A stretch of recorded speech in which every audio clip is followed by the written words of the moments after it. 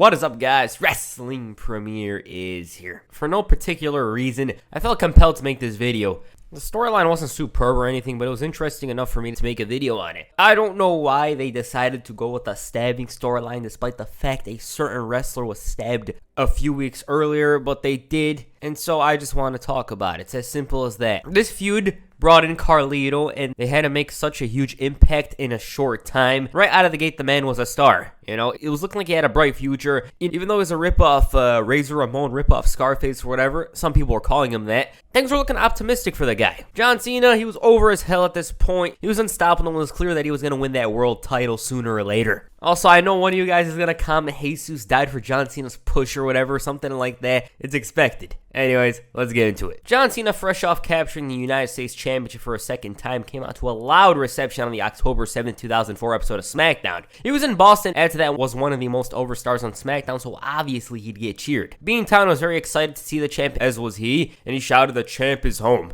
He talked about how life's good, and after making fun of Michael Cole, Carlito Caribbean Cool interrupted. Now, hold up a minute. Carlito was a highly touted prospect. At this point in time, the sky was the limit for him, and he had the charisma, mic skills, and wrestling skills needed to prosper in the land of WWE. The man was featured in several vignettes showing off his rudeness, claiming he's cool unlike everybody else, bullying who sees fit, and so everybody knew who he was upon his debut. This also gave him an opportunity to gain heat in John Cena's hometown. Back to the topic at hand. He thought it was cool that Cena won the title because people who wear that jersey win nothing. They actually won something a couple of weeks later. Carlito wanted to meet the coolest guy on SmackDown. However, he didn't think that himself, he didn't think John Cena was cool. Matter of fact, he thought Cena was a punk, and just as he's gonna spit the apple, Cena mocked him, said he's a bigger jackass than A-Rod, and reminded him that he's in the wrong part of town, and he's gonna make him swallow the apple. Carlito won the title, stating while Cena won the title in 5 matches, he could do it in 1. Champ thought, oh, it's gonna be cool seeing you debut tonight in the United States Championship match. Even cooler than that would be me beating your ass all over Boston. Carlito was all scared up to wrestle later that night, and he wanted to shake Cena's hand. Cena didn't want to, of course, so Carlito tried forcing it and ends up DDTing him before spitting apple in his face. That was an awesome debut. Carlito looked so damn comfortable out there. He was oozing confidence. I just loved it. It was a great way to have him debut in John Cena's hometown. It was an easy way to gain heat.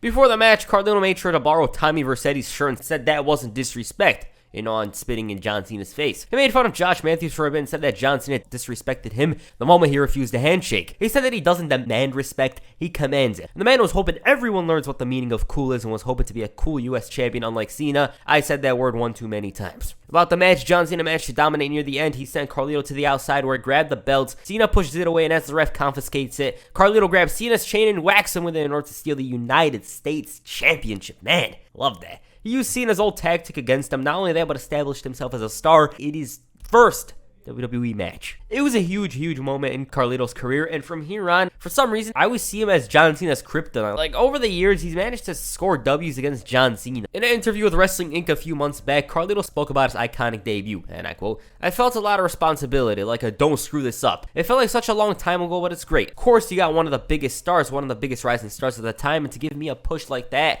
was great for me." On Cena losing the title to him, "He's always been a giving guy," Carlito said. "He's always been one of my biggest cheerleaders. Of course, if he doesn't agree with it, then it doesn't go down. So I was very gracious to him to allow a young kid to come in and do the honors for me." Later that week on Raw, Jim Ross revealed that John Cena was involved in an incident at a nightclub. He was currently in the hospital. I'm sorry, I apologize. I mean medical facility. Opening SmackDown, Teddy Long confirmed the rumors that John Cena is out of action. Apparently, he was involved in a melee at a club. He received a puncture wound in the kidney, and Teddy even said that John told him the show must go on. Yeah, he's clearly lying about that one. What this also meant was that Carlito's got to defend the title against somebody else, and so a battle royal was made. Winner challenges Carlito Caribbean Cool. Rey Mysterio ended up scoring the W, giving him a match against Carlito, and he of course was happy about this because Rey's short and uncool in his eyes. Instead of having the match next week or next month, he wanted the match tonight and even tried making Rey look like a chicken. I randomly watched this match several months ago, and I remember thoroughly enjoying it.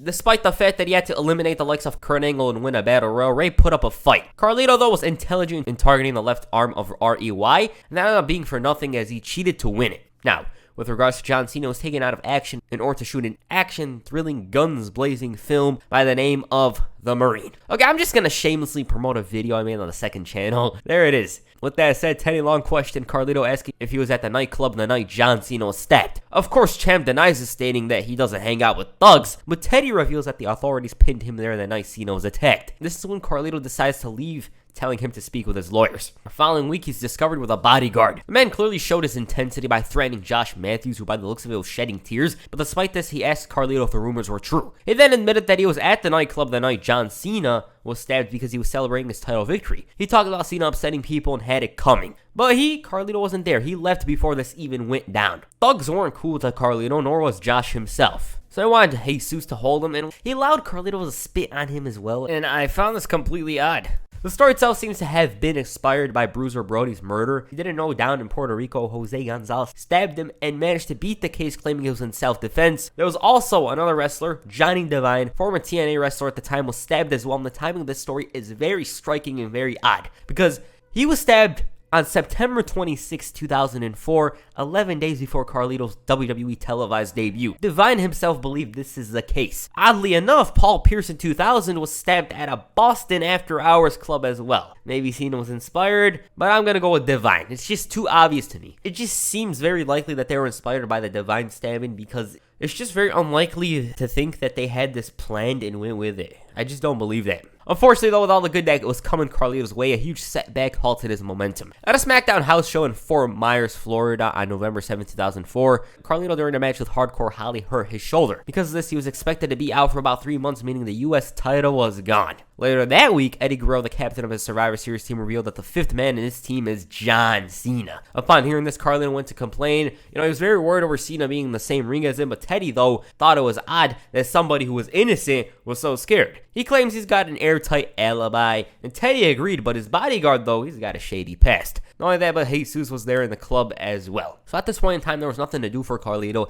He just had to face his biggest fear. Cena not being there certainly affected his team as they got jumped by the heels, but regarding that match, Angle's team wasn't exactly the most star-studded. Babyface team, though, was something else. John Cena came out all stone-faced, donning a Jim Brown jersey representing Cleveland, and immediately he went after Jesus, who was made to look like a jobber. Carlito was flopping around with worry. John was no-selling stuff and attacking refs as well, but Jesus managed to make a quick save in order to assist Carlito in leaving the arena. With regards to this match, Team Angle were embarrassed. Now that Cena's kayfabe back, he was set to reclaim his title. On the November 18, 2004 episode of SmackDown, the Doctor of Thugonomics himself, John Cena, made his return. He mocked Carlito, mentioned how his belt and chain were stolen, did a little freestyle where he said Carlito looked like a chia pet, threatened to kick him so hard he'll choke on his testicles. Jesus was an afterthought to Cena, and he ended the promo saying, "You embarrassed me once, now it's time for the ties to switch, because everybody knows payback is a..." Carlito, meanwhile, let a doctors know, but Teddy Long didn't give a damn. Cena was back after 6 weeks despite getting stabbed in the kidney, so Carlito's shoulder injury was nothing to him, and if he doesn't compete well, he'll be stripped of the gold. This served to be the beginning of the Teddy Long Carlito feud, which I'll dive into during a Teddy Long GM run video. I'm still thinking of how to structure that video, but it'll eventually come. The champ, despite his injury, still found time to be a douche. He told Joy Giovanni, like, "Well, what do you know?" Because she was massaging his shoulder. "You're a woman." This was in spite of the fact that she was helping him, and was giving him even more heat because the crowd was booing him. The momentum was clearly in John Cena's favor at this point, and he came out all emotionless and clotheslined the hell out of Jesus. He slams him right to the post, and Carlito's looking to get the hell out of there. With the intensity of hell by his side, John Cena beat Carlito from pillar to steps to post, everything, and good God did he give him a whooping. The champ just couldn't get out of the first gear. Cena was way ahead of him, and in the ring, the match finally begins. Cena spits the apple in Cool's face, hits the FU 1, 2, 3. That was dominant.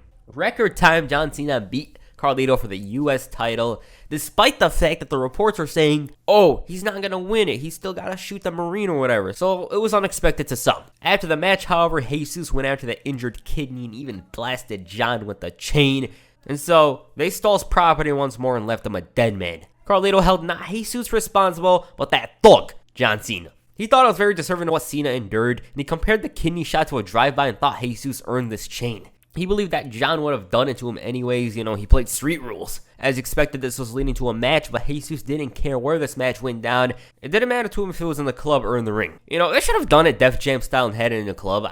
Even though the action might have sucked, it would have been cool for the atmosphere itself. I don't know, maybe it's because I played a little too much of Def Jam recently that I'm even mentioning this. I don't know. In the weeks leading to Armageddon, Jesus was made to look tough. John Cena, on the other hand, was nowhere to be found because he was busy filming the Marine. After busting open Charlie Haas one night, Teddy Long called him a thug. He booked him in a street fight for Armageddon, and Carlito thought it was against Charlie Charlie Haas, but it was instead the returning John Cena. Haas ended up dying to make Jesus look good, and regarding the match of Armageddon, well, for one, this was a US title match. John Cena debuted that Ruck Full shirt showing he's such a rebellious man. Not only that, but he was wearing a new spinning US title. Also, something about that title gives me Pimp My Ride vibes. Like, they'd have those crazy-ass additions to a vehicle that look completely hilarious now, but at the time, it fit John Cena's character, and there was a bunch of stuff like this in hip-hop. I believe G-Unit had a spinner chain, and Latrell Sprewell had spinner shoes, I believe. Now, this Jesus guy had some experience. I believe he wrestled in PWG and a couple of indie promotions, but he wasn't really making much noise. Right when the match was about to begin, Carlito spat in Cena's face, and the spit basically increased John Cena's overall from an 87 to 108 or something. Jesus took a 10-minute beatdown, and I would talk about the entire thing, but it's kind of repetitive. So to give a short summary, Jesus blasted Cena with a kendo stick, and we learned then and there that Hulk Hogan entered John Cena's body. He no-sold that shot, and he beat him with that stick. They fought in the crowd. Carlito in a sling was trying to avoid the wrath of John Cena.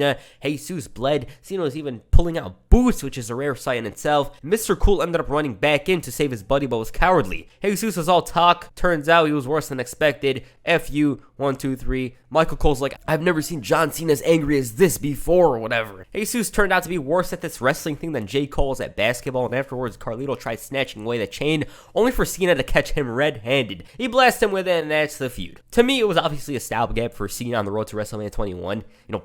Big things were clearly in store for him. That said, did WWE seriously run out of ideas? Like, what was going on at the time? The stabbing of Johnny Devine happened a few weeks earlier, and they just couldn't think of something else?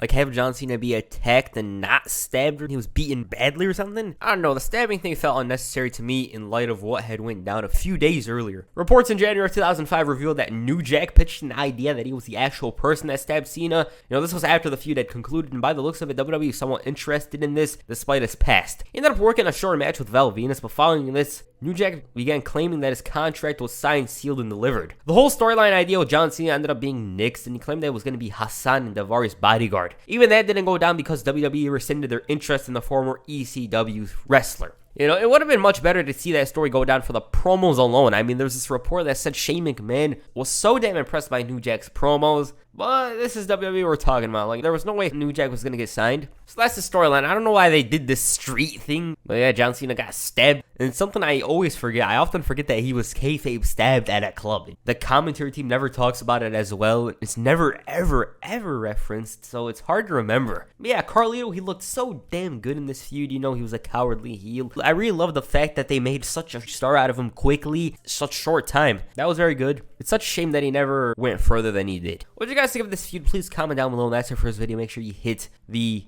backstabber on the like button and perhaps the FU on the subscribe button. Peace. I'm out.